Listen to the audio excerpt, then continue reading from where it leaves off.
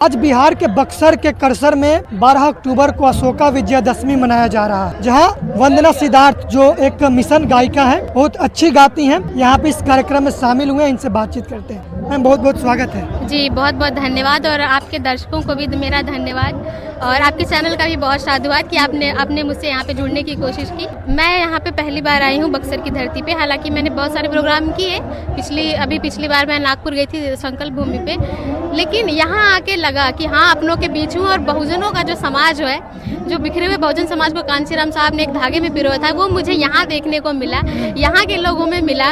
और मैं ये चाहती हूँ कि ऐसा ही मंच हर जगह बने ताकि बहुजन समाज बने, एक मैसेज जाए कि हर समाज के लोग जुड़े हैं।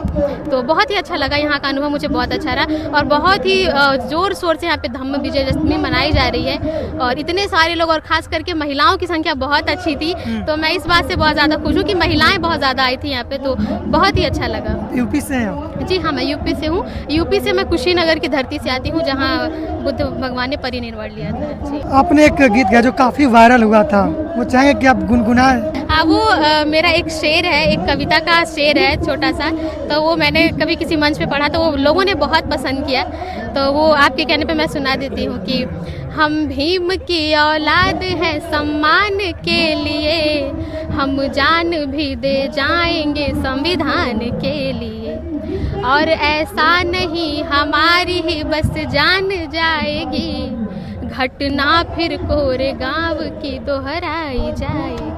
बहुत शुक्रिया बहुत धन्यवाद। और क्या कहेंगे आप मिशन से कब जुड़े और आपको ये लगा कि कविता के माध्यम से, गीत के माध्यम से समाज को जागरूक करें?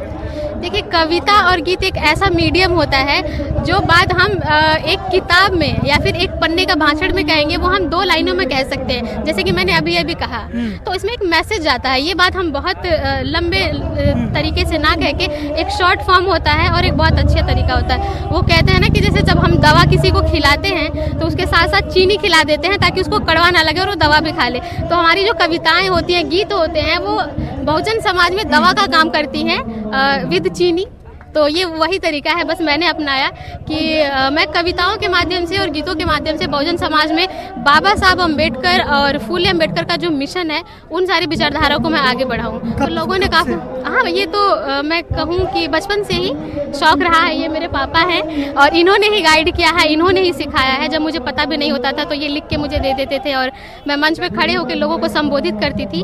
और आज एक दौर है कि आज आप सब मुझे मेरा इंटरव्यू ले रहे हैं, इतने लोग जानते हैं, तो ये बड़ा अच्छा लगता है और ये अच्छा एक्सपीरियंस रहा मेरा कि मैंने जो कभी एक छोटी उम्र से कोशिश की और आज लोग आते हैं, सुनते हैं, सराहना करते हैं, समझते हैं और बुद्ध विचारधारा को आगे लेके जाते हैं, तो बहुत ही खुशी मिलती है। इससे बड़ी उपलब्धि। अच्छा, प्रोफेशन इस काम को करते हैं या फिर ऐसे ही हॉबीज? ये प्रोफेशन नहीं है, मिशन है। ये मेरा मिशन है, ये मैं इसको अपनी जिम्मेदारी समझती हूँ। जो बाबा साहब एक जिम्मेदारी सौंप के गए ना, और मुझे लगता है कि ये हर अम्बेडकराइट्स, हर बहुजन समाज के बच्चे को करना चाहिए और खास करके युवाओं को करना चाहिए। हर एक को एक एक जिम्मेदारी लेनी चाहिए कि वो कम से कम एक एक गाँव को तो जागरूक करें। तो ये आंदोलन है, ये प्रोफेशन नहीं है मेरा। हालांकि प्रोफेशन होता तो मैं बहुत सारे हिंदी सॉन्ग भी करती, मेरे पास बहुत सारे ऑफर आए, लेकिन मैंने नहीं किया। मैंने ये चुना कि एक जो जिम्मेदारी है बाबा साहब का, जो एक कर्ज है, मैं कोशिश करूंगी कि थोड़ा बहुत मैं अदा कर पाऊँ। मैं बाय प्रोफेशन में एक इलेक्ट्रिकल इंजीनियर हूँ, मैंने बीटेक किया हुआ है जी, और बाकी का जो मेरा टाइम बचता है मैं समाज को देती हूँ। तो मैं वही कहूँ कि मैं बहुत ज़्यादा पैसे तो नहीं कमाती, लेकिन अपने आप को खर्च करती हूँ समाज पे। अच्छा, बुद्धिज्म कितना जरूरी है समाज के लिए? जरूरी ही है, बुद्धिज्म तो नींव है। आप समता, समानता, बंधुत्व, भाईचारा के बिना किस समाज की कल्पना करते हो?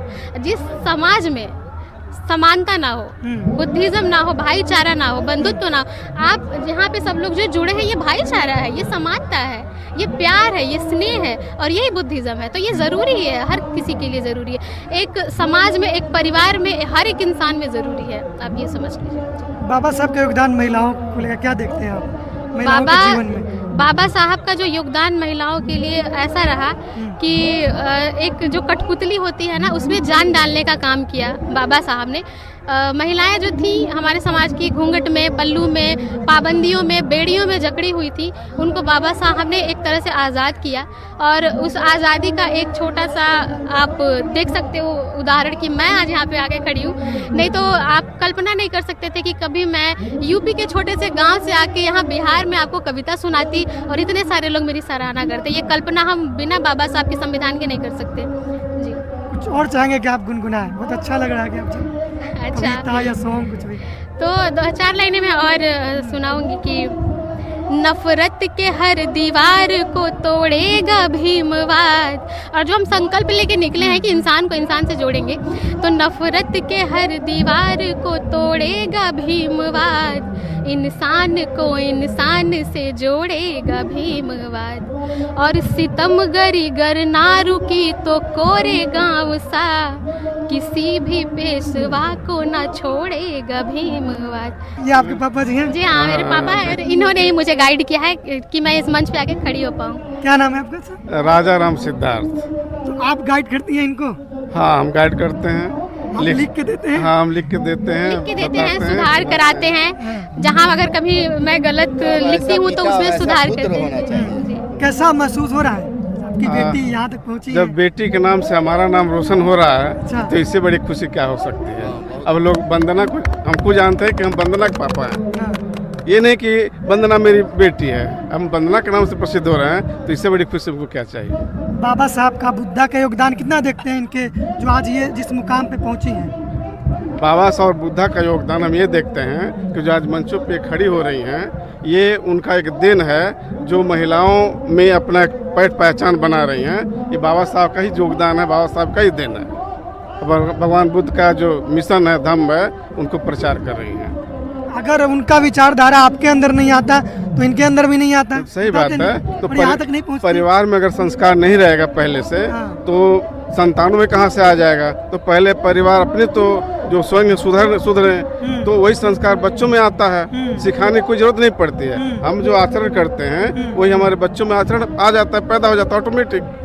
तो इसलिए ये हमने पहले किया, इसलिए हमारे बच्चे सीखते गए। हमारे समाज के लोग तो अपने बेटे और बेटियों को सिखाते हैं पूजा करो, मंदिर में जाओ। आप ये सब छुड़वा कर बाबा साहब बुद्धा के मिशन में लगा दिए अपनी बेटी को। तो इसीलिए तो हम लड़ रहे हैं। हाँ। ताकि हमारे इस और भी लोग जो हैं वो भी सुधरे। हमारे लोग जो इस तरह की बातें मान रहे हैं, देवी देवता में विश्वास कर रहे हैं, उसको छुड़ाने का ही काम तो हमने अपने बेटी को सौंपा है। तो ये सब छोड़ने का डर नहीं लग रहा आपको? डर, आप देख सकते हैं कितनी बड़ी शक्ति मेरे साथ है। पिता का साया है, उसके बाद से महापुरुषों का आशीर्वाद है और संविधान की ताकत है। तो डर तो नहीं लगता। मैं कहती हूँ ना कि आज के दौर में जब लोग अपनी बेटियों को चौराहे तक जाने से रोकते हैं, समझाते हैं, नसीहत दे के भेजते हैं, और मेरे पापा हैं जो इस मंच पे पुरुषों से भरे मंच पे लाके खड़ा कर देते हैं, तो इसके लिए कलेजा चाहिए एक पिता के लिए जो समाज को समर्पित कर दे अपनी बेटी को। जी, जो हमारे देश की, हमारी समाज की महिलाएं खासकर, उनके लिए क्या? उनके लिए मैंने 4 पंक्तियां लिखी थी और वो भी बड़ी वायरल हुई, मैं वो कह दूंगी। ऐ मेरी माताओं बहनों, घूंघट से तुम बाहर आओ, सावित्री गर बन ना सको तो रमाबाई बन कर दिखलाओ। औरत होकर के जो पति को लंदन था पढ़ने भेज दिया और एक एक उपले से तुम्हारे सारे अधिकार सहेज दिया। तो अगर आप सावित्री नहीं बन सकते तो कम से कम रमाबाई बनिए। अगर उनकी तरह आप बगावत नहीं कर सकते सावित्री की तरह, तो कम से कम अपने पति का साथ दे जो समाज में जाते हैं। तो मैं यही कहना चाहूंगी। और घूंघट से बाहर है, ये अंधविश्वास से डरना नहीं चाहिए महिलाओं को? डरना क्या, छोड़ना चाहिए। वो डरने की बात थोड़े है, छोड़ना चाहिए। जी बिल्कुल, जीवन अच्छे से चलेगा। बिल्कुल, बहुत अच्छे से चलेगा। अंधविश्वास में महिलाएं बेबस होती है, लाचार होती हैं। लाचार होती हैं, गुलाम होती हैं। लाचार, उनको पता ही नहीं होता कि वो लाचार है, गुलामी होता है ना अंधविश्वास। उनके आंखों पे तो पट्टी बंधा होता है, उन्हें पता नहीं होता कि वो क्या कर रही हैं। उन्हें एक डर दिखा दिया जाता है और वो उसी पे चलती है कि नहीं नहीं मैंने ये व्रत नहीं किया तो मेरा बच्चा मर जाएगा। तो ये डर है, ये डर खत्म होना चाहिए। चलिए, थैंक यू। Thank you.